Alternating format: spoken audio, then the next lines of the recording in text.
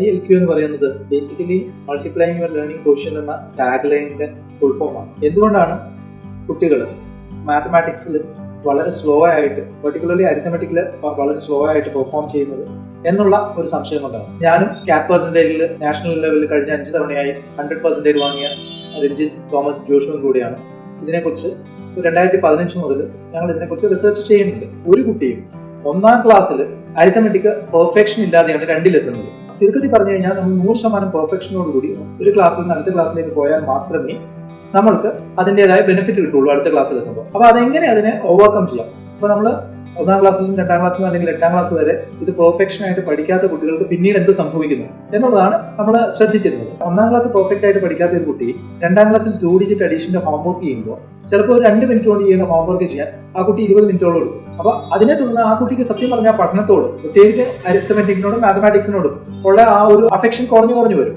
ഇത് ക്രമേണ മാത്തമാറ്റിക്സിനോട് വെറുപ്പായി മാറും. അപ്പൊ ആ കുട്ടി മാത്സിനെ വെറുക്കാൻ തുടങ്ങും. പക്ഷെ മാത്സിനെ വെറുക്കുമ്പോൾ ആ കുട്ടിക്ക് ഫിസിക്സും കെമിസ്ട്രിയും എക്കണോമിക്സിലെ മാത്സും ബയോളജിയിലെ ചെറിയ കണക്കുകൂട്ടലുകളും ഒക്കെ ബുദ്ധിമുട്ടായി വരികയാണ്.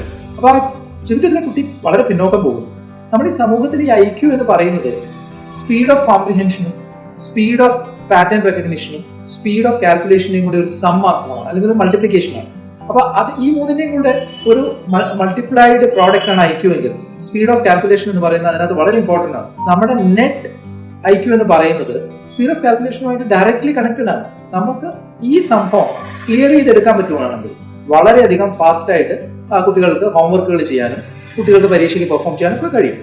ലോകത്തിലെ എല്ലാ രാജ്യങ്ങളിലും കോമൺ ആയിട്ട് യൂസ് ചെയ്യപ്പെടുന്ന ലാംഗ്വേജ് എന്ന് പറയുന്നത് അരിത്തമെറ്റിക് ആണ്. ഒരു രാജ്യത്തും അരിത്തമെറ്റിക് ഇല്ലാതെ ഒരു കോമ്പറ്റേറ്റീവ് എക്സാംസും ഇല്ല.